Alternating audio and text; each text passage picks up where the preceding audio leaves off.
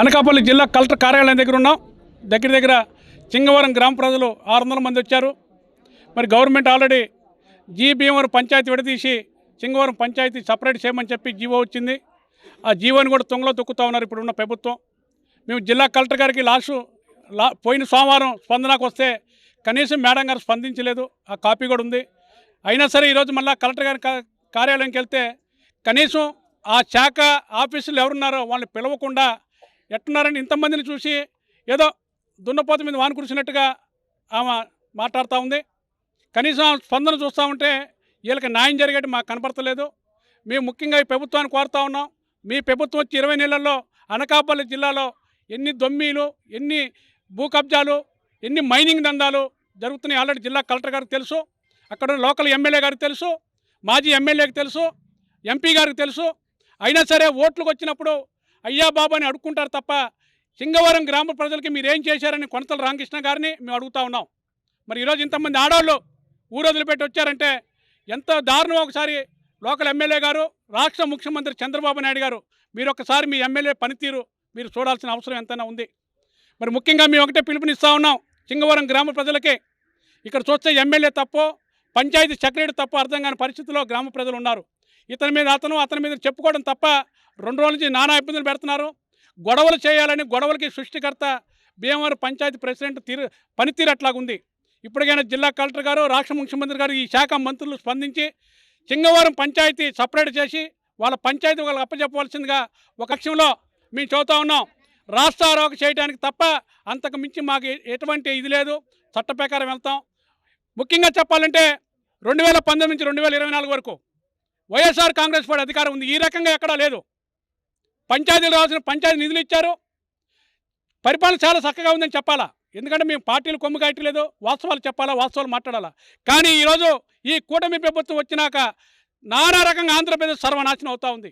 ముఖ్యంగా నేను చెప్తా ఉన్నాను, ఆంధ్రప్రదేశ్ రాష్ట్ర ప్రజలకి చేతులు జోడించి చెప్తా ఉన్నాను, కూటమి ప్రభుత్వానికి దయచేసి ఓట్లు వేయకండి. దానికి కారణం ఒకసారి ఆలోచన చేయండి. ఒక మనిషిని ఒకడు కొడితే తట్టుకుంటాడు, ముగ్గురు కలిసి ఒక వ్యక్తిని కొడితే ఎట్లా తట్టుకోరో ఈ 3 పార్టీలు ఒకటి అయిపోయి రాష్ట్రాన్ని సర్వనాశనం చేస్తూ ఉన్నాయి. జిల్లా కలెక్టర్ కూడా, అనకాపల్లి జిల్లా కలెక్టర్ గారు ఇమీడియట్గా ట్రాన్స్ఫర్ అవ్వాలా. ఎందుకంటే స్పందన బాగాలేదు. ఏ అర్జీలు వచ్చినా సరే చెత్తపుట్లోకి వెళ్తున్నాయి తప్ప ఏమి కూడా దాని మీద యాక్షన్ తీసుకుని దాఖలాలు ఎక్కడా లేవు. ఇప్పటికైనా రాష్ట్ర ముఖ్యమంత్రి గారు స్పందించండి. నారా చంద్రబాబు నాయుడు గారు, పంచాయతీ శాఖ మార్చిలో పవన్ కళ్యాణ్ గారు ఈ గ్రామ ప్రజల బాధలు చూడండి. ముఖ్యంగా ఈరోజు ఈ కలెక్టర్ గారికి మేము అర్జీ ఇవ్వడానికి కారణం ఏంటంటే మాది భీమవరం అనే ఒక చిన్న మైనర్ పంచాయతీ అండి. మా గ్రామ జనాభా మా శివారు గ్రామం సింగవరంతో కలిపి మా గ్రామ జనాభా 2250 అండి. కేవలం చిన్న పంచాయతీ. మామూలుగానే చాలా ఆదాయం తక్కువగా వస్తూ ఇప్పటికే అభివృద్ధికి ఏమాత్రం కూడా చాలా దూరంగా ఉన్న పంచాయతీ అండి.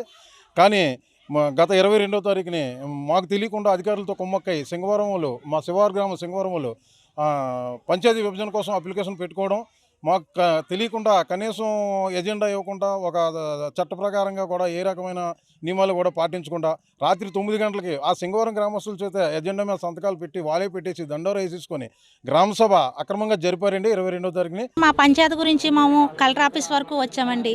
మరి వచ్చామని మరి మాతో పంచాయతీ వాటాదారులు కూడా వచ్చారు. వాళ్ళు ఎందుకు వచ్చారో మాకు తెలియదు.